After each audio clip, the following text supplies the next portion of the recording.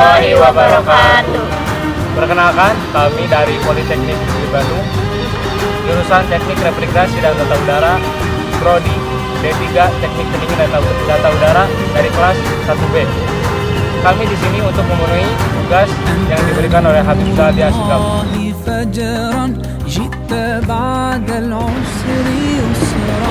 Assalamualaikum warahmatullahi wabarakatuh. Saya dari kelompok 3 tentang bab muamalah ingin mengetahui nih warga Bandung sejauh mana mereka tahu tentang muamalah dan lain-lainnya. Nah, saksikan di video berikut.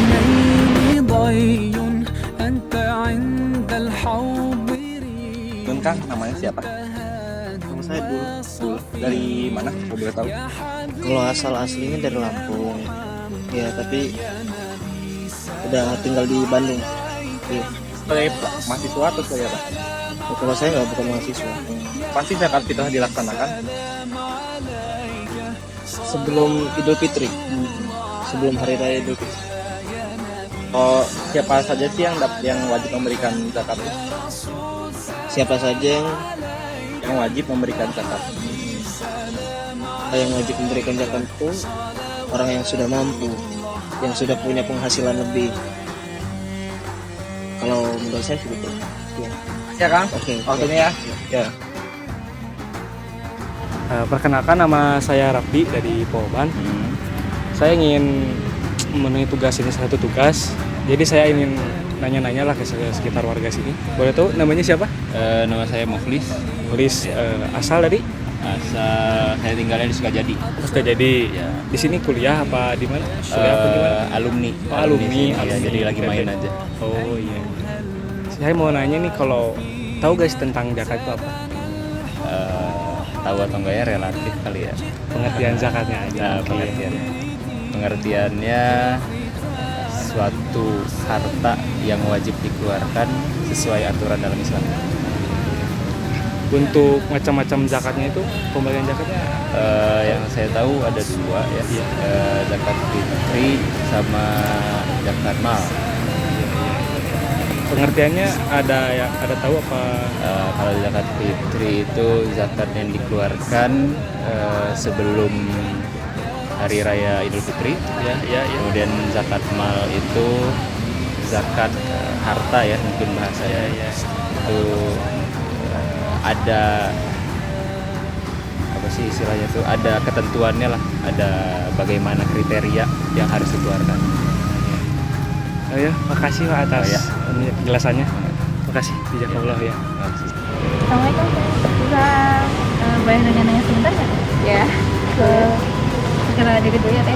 Saya Raisa dari Polan. Kalau Teteh namanya Indah. Boleh tanya ya Teh. Kalau misalkan yang tahu Teteh tentang besaran zakat yang harus dikeluarkan itu ada kira-kira berapa ya? Saya banyak lukanya Teh, beneran. Maaf Pak, jawabannya sangat ngaco.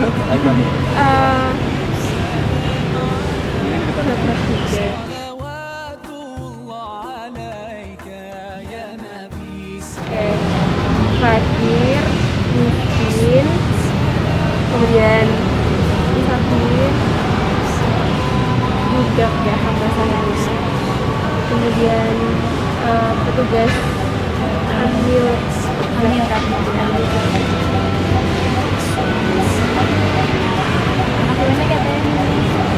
Ibu. Sebelumnya perkenalkan, nama saya Nurul Isnaili dari mahasiswa Polban. Ingin bertanya, dan sebelumnya boleh saya tahu nama ibu siapa dan dari mana? Ibu Sofia, ibu Datang. Oh iya, ngapain ibu kesini? kebetulan ibu tadi sedang ada dalam perjalanan, seperti besok ini sudah kelewat, untuk Jadi boleh saya bertanya? Nah, sebelumnya ibu tahu nggak pembagian ahli waris itu ada berapa dan apa aja? barangkali ya sepengetahuan ibu ya gitu. Yang ibu tahu di dalam agama Islam ini ada beberapa bagian di dalam aturan. Pertama ada yang satu per dua, kemudian 1/4, 1/8, 2/3, 1/3 dan 1/6. Sudah Ibu tahu tentang pembagiannya, apakah Ibu mengetahui kenapa sih ahli waris itu harus ada dalam hukum agama Islam? Adapun tujuannya ahli waris di dalam agama Islam seperti tadi yang sudah disampaikan, ada 6 bagian dalam pembagian itu dimaksudkan satu adil belum tentu sama ya gitu, tetapi ditujuan supaya pertama tidak terjadi perselisihan karena itu sudah diatur dalam agama. Kedua dengan pembagian harta warisan itu akan supaya nanti jadi berkah, jadi bisa saling ini kedepannya bisa jadi dengan warisan itu bisa saling mempererat sama lain di dalam keluarga yang memang jadi hak ya setelah barangkali, karena warisan itu kan diterima setelah meninggal ya, mungkin orang tua ya, itu biasanya seperti itu barangkali deh yang Ibu ketahui. Terima kasih banyak ya Bu atas wawancaranya kali ini.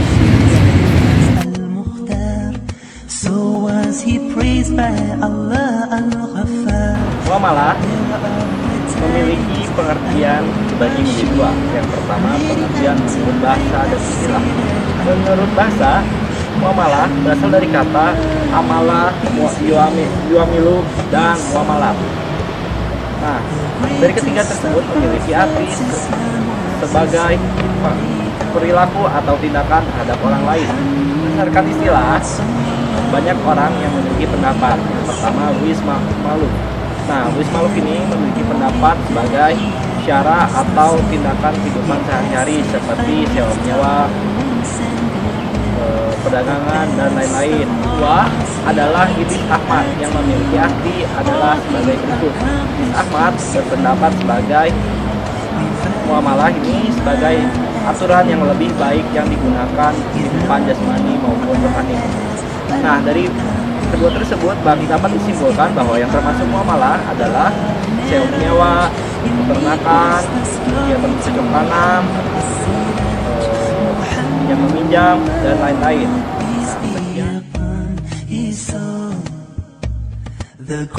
Nah, selanjutnya adalah macam-macam muamalah.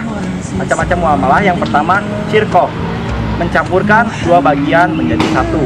Nah, yang kedua ada mudorabah, diketahui oleh kedua pihak yang telah bertransaksi dengan pembayaran secara angsur.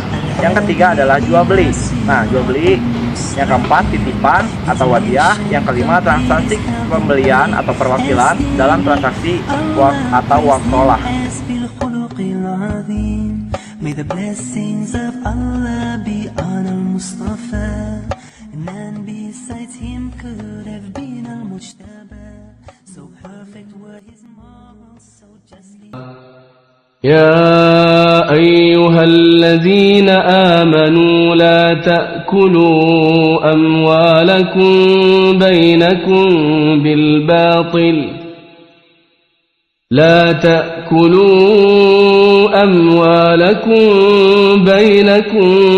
بالباطل إلا أن تكون تجارة عن تراض منكم ولا تقتلوا أنفسكم إن الله كان بكم رحيما.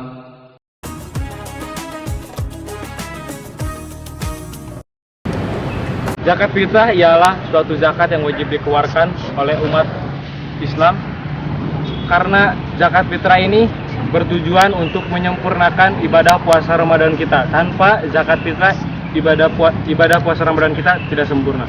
Syarat-syarat wajib zakat ialah beragama Islam dan merdeka. Yang kedua, menemui 2 waktu di antara bulan Ramadan dan bulan Syawal walaupun hanya sesaat.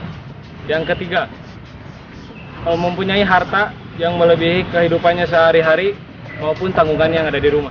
Syarat-syarat yang tidak wajib untuk mengeluarkan zakat fitrah ialah orang yang meninggal sebelum matahari terbenam pada akhir bulan Ramadan. Yang kedua, anak yang baru lahir selepas terbenamnya matahari pada akhir bulan Ramadan. Yang ketiga, orang yang baru memeluk agama Islam sebelum matahari terbenam pada akhir bulan Ramadan. Pelaksanaan untuk menyerahkan zakat fitrah ya dibagi beberapa waktu. Waktu harus ialah dari awal bulan Ramadan sampai akhir bulan Ramadan. Waktu wajib setelah matahari terbenam pada akhir bulan Ramadan. Waktu afdol ini yang paling utama dalam pemberian zakat fitrah ialah pada setelah sholat subuh pada akhir bulan Ramadan dan sebelum sholatnya Idul Fitri itu dimulai. Adapun waktu makruh pada saat pelaksanaan ibadah Idul Fitri setelah matahari terbenam. Pula waktu haram setelah matahari terbenam pada hari raya Idul Fitri. Ada pula besaran zakat fitrah yang harus dikeluarkan dari balita hingga dewasa. Besarannya itu sama, ialah 3,5 liter beras atau 2,5 kg beras. Kenapa kita mengambil beras? Karena komoditi pangan yang ada di Indonesia ini dan makanan sehari-hari ini ialah beras. Dan harga untuk penyerahan beras tersebut bisa diwakilkan oleh uang. Uangnya itu sebesar harga makanan yang kita makan.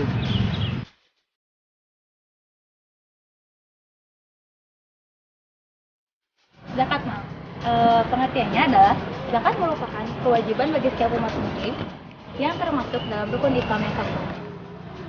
Menurut bahasa, zakat atau mal adalah segala sesuatu yang diinginkan atau diinginkan manusia untuk dimiliki, dimanfaatkan atau disimpan. Sedangkan menurut istilah, zakat atau harta atau mal adalah segala sesuatu yang dimiliki atau dikuasai dan digunakan untuk digunakan atau dimanfaatkan. Secara umum, dua syarat yang dapat dikatakan sebagai mal atau harta adalah yang pertama, dapat dimiliki, disimpan, dihimpun, dan dikuasai. Yang kedua, dapat diambil manfaatnya sesuai dengan goalnya. Contohnya seperti mobil, rumah, hasil peternakan, uang, emas, perak, dan lain-lain. Lalu, siapa sajakah yang dapat menerima zakat? Dalam Quran Surat At-Taubah ayat 60, terdapat 8 golongan yang dapat menerima zakat. Yang pertama, yaitu orang fakir. Orang fakir adalah orang yang tidak memiliki harta, sehingga dia tidak dapat mencukupi untuk kebutuhan hidupnya. Yang kedua adalah orang miskin, yaitu orang yang memiliki sedikit harta atau ia memiliki pekerjaan namun tidak dapat memenuhi kebutuhan pokok hidupnya. Yang ketiga yaitu orang amil. Orang amil adalah orang yang mengumpulkan atau yang membagikan zakat. Yang keempat adalah mualaf. Mualaf adalah orang yang baru masuk Islam dan membutuhkan bantuan untuk menguatkan tauhid. Yang kelima adalah hamba sahaja, sang hamba sahaya atau budak, yaitu orang yang ingin memerdekakan dirinya. Yang keenam adalah ghorimin. Ghorimin adalah orang yang berhutang untuk memenuhi kebutuhan hidupnya. Dengan catatan, kebutuhan ini adalah kebutuhan yang halal, tapi mereka tidak sanggup untuk memenuhi kebutuhan hidupnya atau tidak bisa membayarnya. Yang ketujuh adalah fisabilillah. Fisabilillah adalah orang yang berjuang di jalan Allah. Fisabilillah ini bisa berbentuk dalam dakwah, berperang, dan lain-lain. Lalu yang terakhir ada Ibnu Sabil. Ibnu Sabil adalah orang yang kehabisan biaya dalam ketaatan terhadap Allah. Lalu bagaimanakah besaran dalam zakat mal? Dalam besaran zakat mal yaitu sebesar 80.000 gram atau sekitar 2,5% ini itu dalam keseluruhan harta yang kita miliki atau gaji yang kita miliki. Lalu bagaimana kita menerima harta? Bisa dalam 1 tahun ataupun 1 bulan, per minggu, ataupun per hari, sesuai bagaimana kita mendapatkan harta. Contohnya, jika dalam 1 bulan kita mendapatkan harta sekitar 6 juta rupiah, maka 2,5% itu dari 6 juta adalah sekitar 150.000 rupiah. Untuk waktunya, selain bisa dapat sebulan, bisa juga 1 tahun. Tetapi di 1 tahun kan merasa bersyukur, jadi lebih baik dapat ataupun per hari dan sesuai dengan bagaimana kita mendapatkan harta atau gaji. Berikut adalah syarat-syarat zakat. Zakat mal dapat bisa diberikan dengan syarat sebagai berikut, yaitu ada kepemilikan penuh atau harta tersebut adalah milik pribadi kita sendiri. Lalu hartanya tidak berkurang, jadi meskipun kita memberikan banyak zakat, tapi harta yang kita miliki tidak. Lalu sudah cukup besarnya, lebih dari kebutuhan pokok dan bebas dari utang. Utang di sini adalah utang yang berkaitan dengan kebutuhan. Allahu Rahim.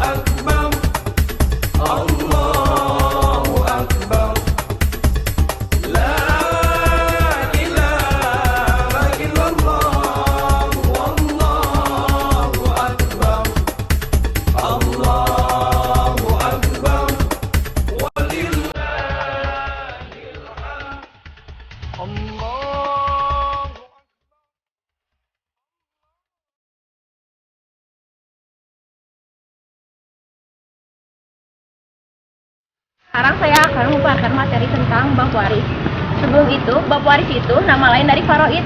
Faraid adalah segala sesuatu yang berkaitan tentang pembagian harta peninggalan.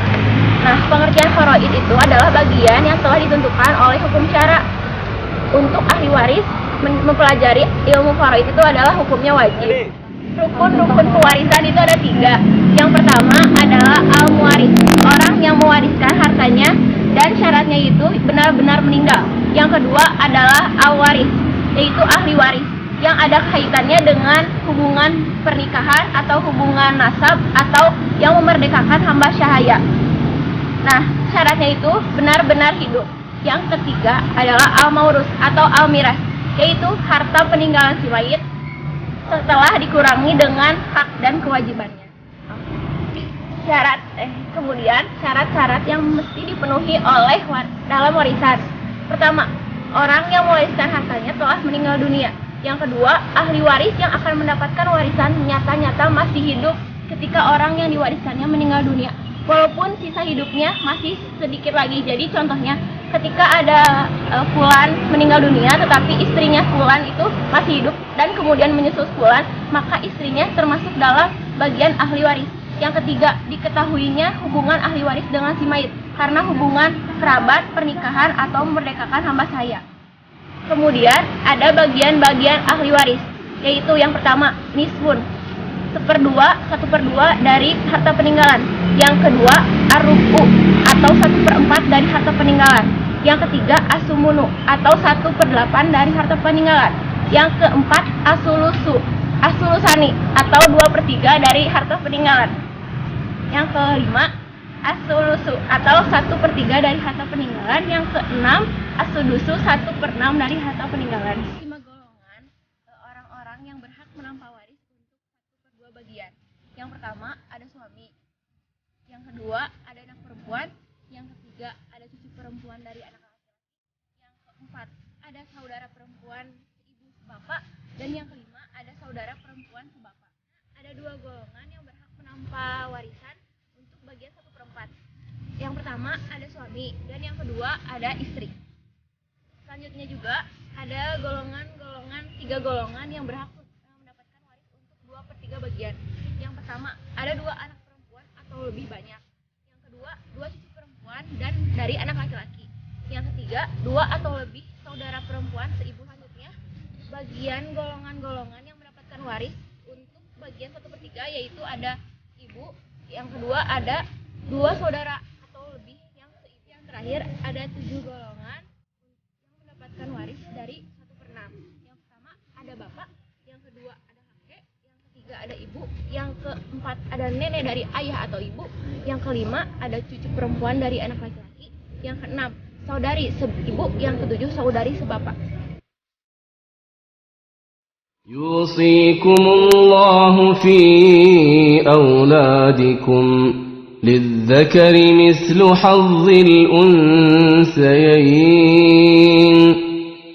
فإن كن نساء فوق 2 فلهن ثلثا ما ترك وإن كانت واحدة فلها النصف ولأبويه لكل واحد منهما السدس مما ترك إن كان له ولد فإن لم يكن له ولد وورثه أبواه فلأمه الثلث فإن كان له إخوة فلأمه السدس من بعد وصية يوصي بها أو دين. آباؤكم وأبناؤكم لا تدرون أيهم أقرب لكم نفعا فريضة من الله إن الله كان عليما حكيما ولكم نصف ما ترك أزواجكم إن لم يكن لهن ولد فإن كان لهن ولد فلكم الربع مما ترك فإن كان لهن ولد فلكم الربع مما تركن من بعد وصية يوصين بها أو دين ولهن الربع مما تركتم إن لم يكن لكم ولد فإن كان لكم ولد فلهن الثمن مما تركتم من بعد وصية توصون بها أو دين وإن كان رجل يورث كلالة أو امرأة وله أخ أو أخت فلكل واحد منهما السدس فإن كانوا أكثر من ذلك فهم شركاء في الثلث من بعد وصية يوصى بها أو دين غير مضار وصية من الله والله عليم حليم تلك حدود الله ومن يطع الله ورسوله يدخله جنات تجري من تحتها الأنهار خالدين فيها وذلك الفوز العظيم.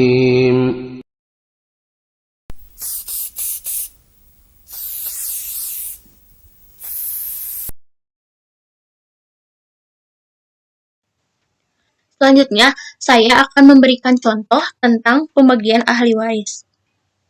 Contoh soal waris. Nah, langkah-langkah dalam menghitung pembagian warisan adalah yang pertama, tentukan ahli waris yang ada dan berhak menerima warisan. Jadi kita tuh harus menentukan gitu siapa aja sih yang berhak mendapatkan bagian dari peninggalan si mayit.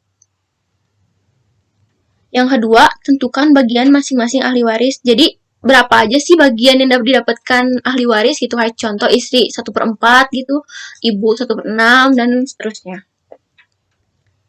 Yang ketiga, tentukan asal masalah. Asal masalah adalah bilangan yang paling sedikit yang bisa diambil tanpa ada pecahan. Jadi kayak KPK gitu dari penyebutnya bagian. Nanti kita bisa tahu lebih lanjutnya di soal. Yang keempat, tentukan siham masing-masing ahli waris. Apa sih siham itu? Jadi siham itu hasil perkalian asal masalah dan bagiannya. Kalau lebih lanjutnya kita mengetahui potong bisa nggak San?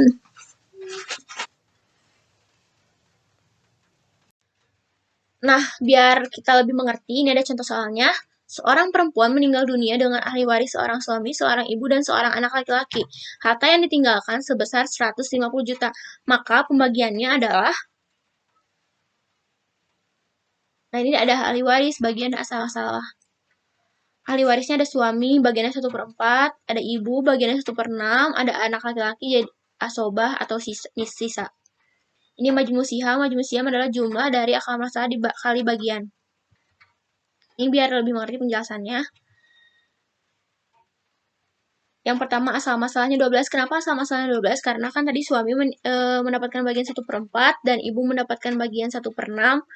KPK dari 4 dan 6 bisa kita ambil 12. Suami mendapatkan bagian 1/4. Kenapa? Karena ada anak si mayit. Sihamnya 3. Kenapa? 12 bagi 4 sama dengan 3. Ibu mendapatkan 1/6 karena ada anak si mayit dan sihamnya 2. 12 bagi 6, 2. Anak laki-laki mendapatkan bagian sisa sihamnya 7. Karena kan 3 tambah 2, 5. 12 tak dikurangi 5, 7 kan. 7 itu sisa dari hasil yang udah dibagiin ke suami dan ibu. Nominal harta 150 juta dibagi 12 bagian. Nah, 12 bagian itu jumlah sihamnya. Masing-masing bagian senilai 12.500.000. Bagian harta masing-masing ahli waris adalah suami 3 itu sihamnya dikali 12.500.000, hasilnya 37.500.000, dan ibu 2 itu sihamnya sama dikali dan hasilnya 25 juta. Anak laki-laki sihamnya 7 atau sisanya dikali 12.500.000 sama dengan 87.500.000. Dan dijumlahkan 150 juta. Jadi habis terbagi semuanya. Sekian contoh soalnya dari saya. Wassalamualaikum warahmatullahi wabarakatuh.